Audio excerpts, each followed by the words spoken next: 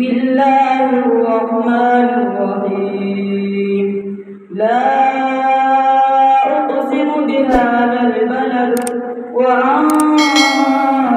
حل بهذا البلد ووالد وما ولد لقد خلقنا الإنسان في كبد أيحسب أن لن يقدر عليه أحد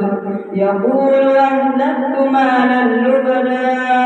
أيحسب أن لم يره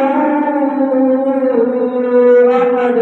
ألم نجعل له عينين ولسانا وشفتين وهديناه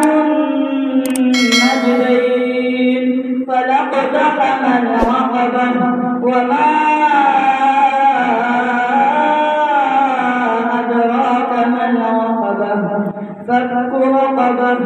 أو إطعام في يوم ذي مسغبة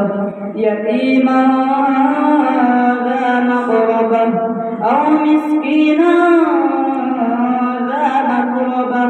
ثم كان من الذين آمنوا وتواصوا بالصبر وتواصوا بالمرحمة أولئك أصحاب الميمنة والذين كفروا بآياتنا هم أصحاب المشأمة